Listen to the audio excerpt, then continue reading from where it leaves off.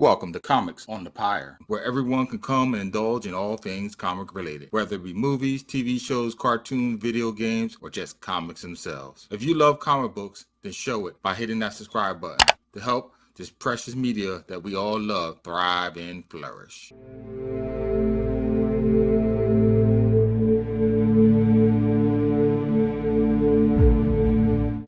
In the heart of a winter storm, temperatures drop well below freezing.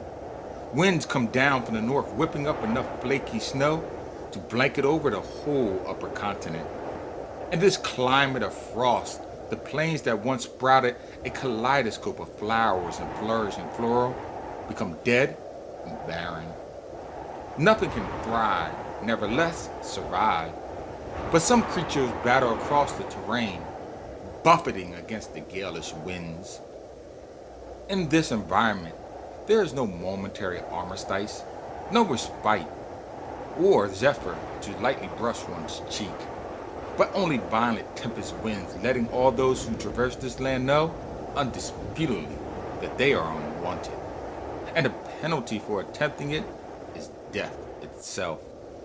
Thus, in direct juxtaposition to this environment, off in the distance enters the Swamp Thing.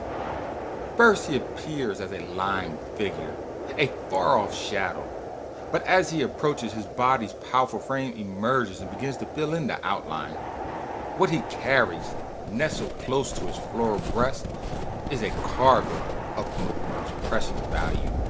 And just like that, the jade-skinned giant disappears back into the storm, enveloped by this arctic tempest. When night falls, Swamp Thing, a being despite all general appearance, is more man than monster. He literally sacrifices a part of himself in order so another being may live. The tinder of his limb is all that keeps this child alive, the only solitary refuge from the storm. In the morning, the olive-tinged giant carries on, bearing the weight of the child on his shoulders. Facilitating as a beast of burden, our hero progresses. The youth's sole purpose is to act as a reminder of what lurks in their wake, the snow monster. The beast hounds at their heels, always just out of frame, lurking, looming for its moment to strike. The abominable threat always at their back while furrowed denizens of the terrain obstruct their progression. Ursine mammals, starving because of the ceaseless winter storm, attack the traveler and small child, seeking to sate its gnawing hunger. Humans scatter their dead among the Swamp Thing's trail, hoping to ambush the naive, burdened giant, lull him in with a false sense of helplessness, and then, when he is most unsuspecting, spring their deadly trap, always mistaking his kindness for a weakness. And when even they fail, the landscape itself comes alive in hopes of devouring both the hero and the child. But still, the Swamp Thing prevails, holding on to what he can of the child's life, despite even the ward's own protest. But it is then, and only then, when the Swamp Thing recognizes the true cause of his strife. The reason for the ceaseless storm, the bane of his existence, has not been at his back, but at his breast. All the time clutched closely in his embrace, held too closely, and so that he could not see the forest from the trees.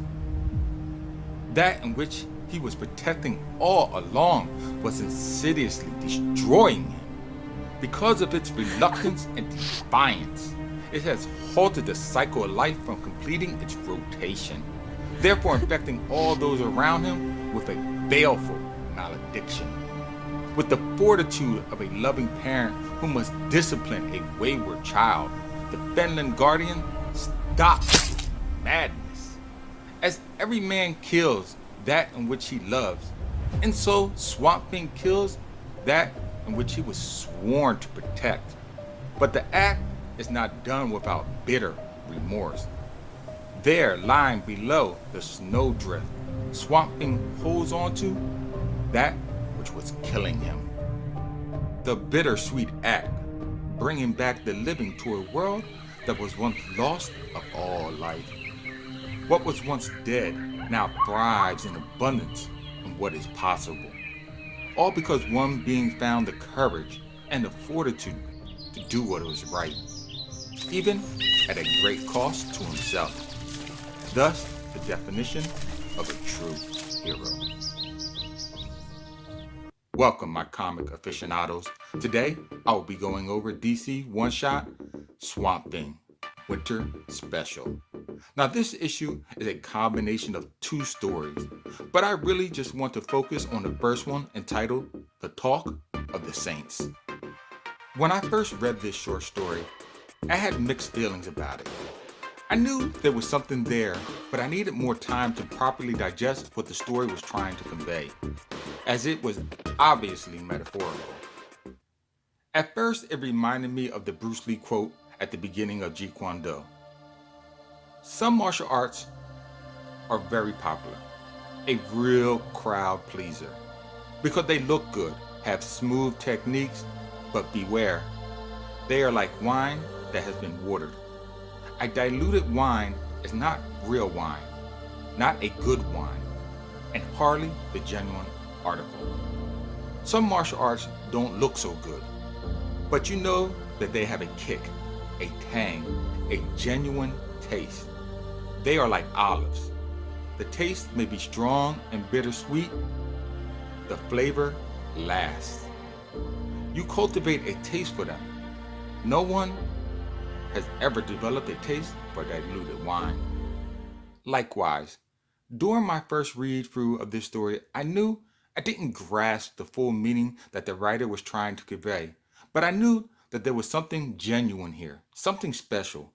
If only I would allow the plot to sit a while and stew on the palate of my mouth. This issue of Swamp Thing is powerful, poignant, and visceral. Though light on action and therefore I feel will be glossed over by the general public. But I feel that this is generally Swamp Thing's motif, to be misunderstood in a comic book world full of spandex, capes, and tights. This Len Wein and Bernie Wrightson creation focuses heavily on nature, humanity, and the personification of genuine monsters that inhabit our planet.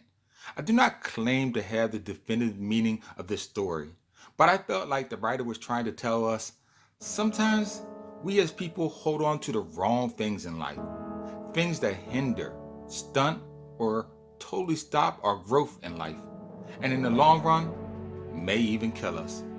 We hang around the wrong people out of some sense of loyalty, or because of some debt we feel that we may owe them, or even for the simple fact that they are all we know.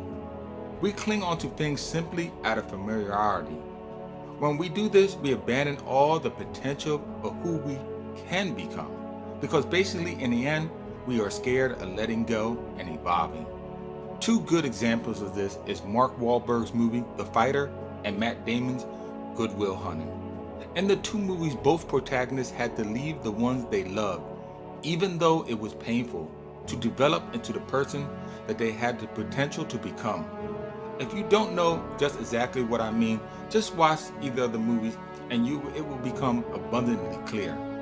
It goes without saying that I give Swamp Thing Winter Special a 4.5 out of 5, a really great score read, as it is one of the few issues that truly transcend the medium. If you like this video, then please visit my YouTube channel, Comics on the Pyre, and fellow YouTuber Second Street Marvel for other videos like this one. Tap that bell icon before you go, and oh yes, as always, until next time, keep reading, my friends.